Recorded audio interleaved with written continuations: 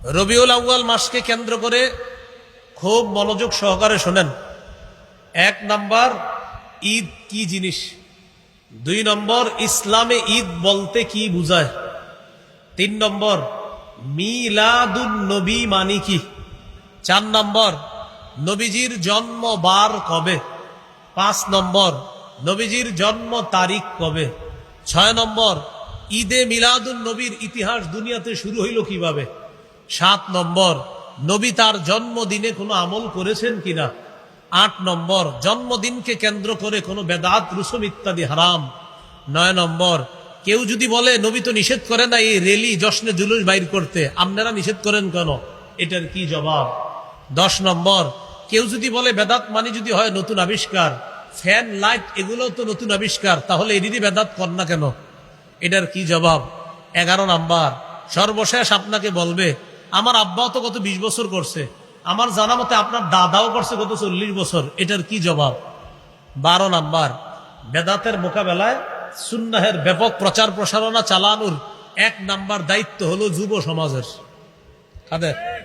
সুন্নাহের ব্যাপক প্রচারের ১ নাম্বার দায়িত্ব কাদের? বলতে পারেন হুজুরদের। হুজুর তো বলতেছেই খতিব মসজিদের মধ্যে। আপনারা যদি এবার হুজুরের ওই মসজিদের কথাটা নিয়ে খালি সমাজে সমাজে প্রচার করে দেন তাহলে তো হয়ে গেল। ১ নম্বর, ঈদ মানে কি একটু মন দিয়ে শোনেন। ঈদ আনন্দ, খুশি, উৎসব প্রকাশ করা। ২ নম্বর, ইসলামে ঈদ বলতে কি বুঝায়, এটা আমাদের জানা দরকার। এই ব্যাপারে ৩টি হাদিস বলি, মন দিয়ে শোনেন। আবু দাউদের ১১৩৪ নম্বর হাদিস, আনাস ইবনে মালিক রাদিয়াল্লাহু তাআলা আনহুর বর্ণনা। তিনি বলেন, কদিমা রাসূলুল্লাহ সাল্লাল্লাহু আলাইহি ওয়াসাল্লাম আল মাদিনা ওয়া লাহুম ইয়াওমান ইয়ালআবুনা ফীহিমা। রাসূলুল্লাহ সাল্লাল্লাহু আলাইহি সাল্লাম মদিনায় আগমন করলেন। মদিনাবাসী তখন ২ দিন, এমন ২ দিন ছিল যেই ২ দিনে তারা খেলাধুলা করত। فقال رسول الله صلى الله عليه وسلم ما هذان اليومان। নবী তাদেরকে জিজ্ঞাসা করলেন, আচ্ছা এই ২ দিন যে তোমরা খেলাধুলা করো এটা কি, কেন খেলাধুলা করো। তারা জবাব দিল, কুন্না নালআবু ফীহিমা ফিল জাহিলিয়া। আমরা মূর্খতার যুগে এই ২ দিনে খেলাধুলা করতাম, তাই এখনো খেলাধুলা করি। فقال رسول الله صلى الله عليه وسلم ইন্নাল্লাহা ক্বাদ আবদালাকুম বিহিমা খায়রাম মিনহুমা ইয়াউমাল আযহা ওয়া ইয়াউমাল ফিতরি। রাসূলুল্লাহ সাল্লাল্লাহু আলাইহি সাল্লাম বললেন, অতীতের যে ২ দিনে খেলতা এটা ভুলে যাও, আল্লাহ তাআলা তোমাদেরকে ওই ২ দিনের পরিবর্তে ঈদুল ফিতর এবং ঈদুল আযহা নামে অতি উত্তম ২টি ঈদের দিন আল্লাহ তোমাদেরকে দান করেছেন।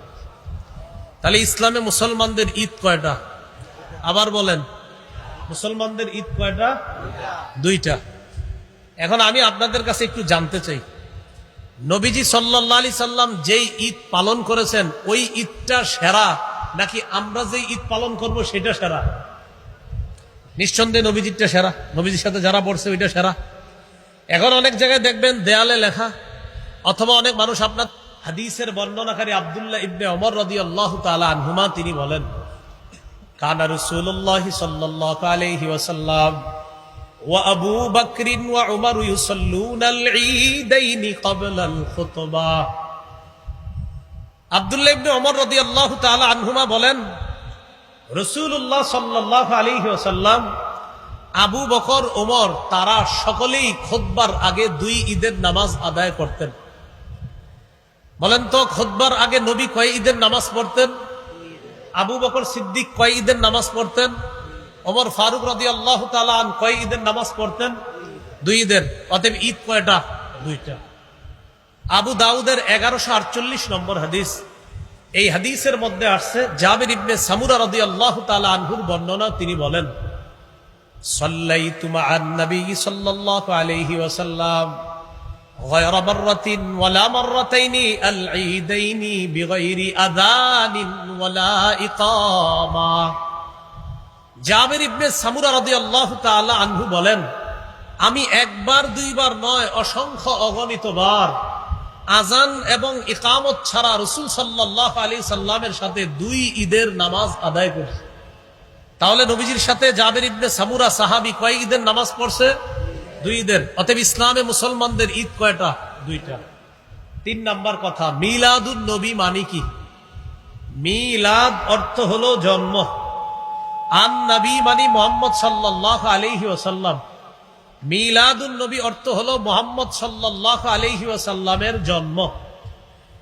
আমাদের সমাজে যদি কাউরে বলেন আপনি মিলাদ আছে, যদি বলেন ঘরে মিলাদ আছে, তখন তার মাথায় আসে যে ঘরে গিয়ে কিছু কাজ করতে হবে, করার পর একটা দোয়া আছে, দোয়ার পরে বিরিয়ানি আছে অথবা জিলাপি আছে। আমাদের সমাজে যদি কাউকে বলেন যে ভাই ঘরে মিলাদ আছে, তো আপনি বুঝবেন কি জানেন? ঘরে মিলাদ মানি ওখানে যামু, যাওয়ার পরে কিছু ঘটনা ঘটবে, এরপর হুজুর একটা মুনাজাত দিবে, তারপর হয়তো এটা কিন্তু আপনার আমি শ্রদ্ধার সাথেই বলতেছি, এটা আবার অন্যভাবে নিয়েন না, মানে আমাদের সমাজে এটারই মিলাদ মনে করে। কিন্তু আমারে যদি কোনো সময় কেউ বলেন হুজুর ঘরে আসেন মিলাদ আছে, তো আমি বলবো মিলাদ আছে তো আমারই নিবেন কেন? যদি বলে তো কারে নিব, আমি বলবো মিলাদ মানি তো জন্ম, মানে আপনার কি ছেলে হবে না মেয়ে হবে না নাতি নাতনি হবে সেটা তো আমি জানি না। ওই ধাত্রী মা যারা আছে, জন্ম নিলে সন্তান জন্মগ্রহণ করার সময় যাদেরকে কাজে লাগে, ওই ডাক্তার বাক্তার কাউরে নিয়ে যান ঘরে। না না, বুঝা ঠিক বলছেননি। মিলাদ, মিলাদ অর্থ কি? হ্যাঁ সবাই বলেন। তাহলে আমার ঘরে মিলাদ আছে মানে আমার ঘরে জন্ম আছে। আপনি যে বলতেছেন আমার ঘরে চলেন মিলাদ আছে মানে কেউ হবে, জন্ম নিবে। এই জন্য আগে ক্লিয়ার হতে হবে এটা মিলাদ অর্থ কি। তা আপনি কেন বলেন যে বাসায় চলেন মিলাদ আছে, মিলাদ মানে জন্ম আছে, কেউ আপনার নাতি হবে? অনেক মানুষ এই কথা নিয়ে আমাদের সাথে তর্ক করতেছে, আরে ভাই মিলাদ অর্থ তো জন্ম, তা আপনি কেন এটা অন্য কিছু বুঝবেন? আপনারা বিভিন্ন ব্যানারে লেখেন মিলাদ মাহফিল মানে জন্ম, কারো জন্ম মাহফিল হবে এখানে?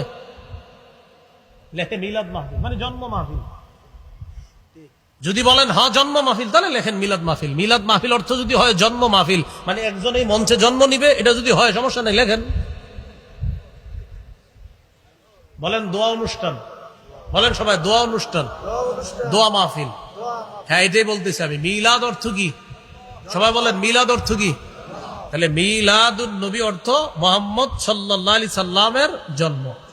আজকে থেকে যদি কেউ আপনাদেরকে বলে মিলাদ মানেন, আমার সাথে জবাব দিবেন, বলেন জন্ম অর্থে মিলাদ মানি। আমার জিজ্ঞাসা করেন সবাই মিলাদ মানেন? জিজ্ঞাসা করেন জন্ম অর্থে মিলাদ মানি। এবার আপনাদেরকে আমি জিজ্ঞাসা করি মিলাদ মানেন? হ্যাঁ এই পুরাটা বলবেন। হ্যাঁ জন্ম অর্থে মিলাদ মানি। কারণ ও যদি বলেন মিলাদ মানি, তার ওর মাথায় তো এটা আসবে কিছু হবে ঘরে গিয়ে, এরপরে তারপর শেষে জিলাপি দিবে, এরকম না। তাহলে মিলাদ মানেন জন্ম অর্থে মিলাদ মানে। তো মিলাদুন নবী অর্থ মুহাম্মদ সাল্লাল্লাহু আলাইহি সাল্লামের জন্ম। 4 নাম্বার কথা, নবীজির জন্ম বার কবে? মুসনাদে আহমদ 4 নাম্বার খন্ড 172 নম্বর পৃষ্ঠা। ওয়ালিদা রাসূলুল্লাহ সাল্লাল্লাহু আলাইহি ওয়াসাল্লাম ইয়াউমাল ইসনাইন। রাসূলুল্লাহ সাল্লাল্লাহু আলাইহি সাল্লাম সোমবারে জন্মগ্রহণ করছেন। 5 নাম্বার আলোচনা, নবীজির জন্ম তারিখ কবে? এটা সবাই একটু মন দিয়ে শোনেন। কেউ বলেন নবীজির জন্ম তারিখ 2 রবিউল আউয়াল, কেউ বলেন 8ই রবিউল আউয়াল, কেউ বলেন 9ই রবিউল আউয়াল, কেউ বলেছেন নবীর জন্ম 10ই রবিউল আউয়াল, কেউ বলেছেন 12ই রবিউল আউয়াল, কেউ বলেছেন 17ই রবিউল আউয়াল, কেউ বলেছেন রবিউল আউয়ালের 8 দিন বাকি থাকতে নবীর জন্ম, কেউ আবার বলেছেন রমজানের 12ই রমজান নবীর জন্ম। এটা কিন্তু নতুন শুনছি একদম। হ্যাঁ 12ই রমজান নবীজির জন্ম। একটা কথা আপনারা আমার সাথে একমত হবেন আশা করি, যে নবীজির জন্ম নিয়ে মতভেদ আছে। এই ব্যাপারে আমি আশা করি একমত হবেন। কি আছে? মতভেদ আছে। আল্লামা মুহাম্মদ ইবনে কাসির রাহমাতুল্লাহি আলাইহি আল বিদায়া ওয়ান নিহায়ার মধ্যে তিনি সবগুলো তারিখকে উনি দুর্বল প্রমাণিত করে গুরুত্ব দিয়ে তিনি 3টা তারিখ আলোচনা করেছেন। কয়টা? 2 রবিউল আউয়াল, 8ই রবিউল আউয়াল, 12ই রবিউল আউয়াল। 2 রবিউল আউয়ালের আলোচনাটা একটু মন দিয়ে শুনেন। মুহাম্মদ ইবনে সাদ তাবকাতে ইবনে সাদের মধ্যে আছে, তিনি তার উস্তাদ ওয়াকিদি থেকে বর্ণনা করেছেন, ওয়াকিদি তার উস্তাদ আবু মাশার থেকে বর্ণনা করেছেন। একটু সামনে আসেন, আমার দিকে তাকান, এই যে দিক তাকান সবাই। এই উনি হলেন আমার উস্তাদ, ওনার থেকে আমি একটা বর্ণনা করেছি, আমি ওনার ছাত্র। আবার আমি তার কাছে বর্ণনা করছি, তিনি আমার ছাত্র। তাহলে তার উস্তাদ আমি আর আমার উস্তাদ তিনি, এতটুকু বুঝছেন সবাই? এটাকে বলে সূত্র। বলেন কি বলে? তাহলে সূত্রে তিনি আমার উস্তাদ, আমি তার ছাত্র। আবার আমি তার উস্তাদ, তিনি আমার ছাত্র, হলো সূত্র। তার উস্তাদ আমি, আমার উস্তাদ তিনি, এটাকে বলা হয় সূত্র। সূত্রে দুইজন আছে, একজনের নাম ওয়াকিদি, আরেকজনের নাম আবু মাশার। বুখারী শরীফের ব্যাখ্যা গ্রন্থের লেখক ইবনুল হাজার আসকালানী রহমতুল্লাহ আলাই তার কিতাব তাকরিবুত তাহজিবের মধ্যে তিনি আনছেন এই ওয়াকিদি, যিনি বর্ণনাকারী ওয়াকিদি, তার ব্যাপারে আনছে মাতরুকুন মাআসিআতি ইলমিহি, যে ওয়াকিদি তার অনেক এলেম আছে, এলেম থাকার পরেও তার বর্ণনা পরিত্যাজ্য, তার বর্ণনা গ্রহণ করা যায় না।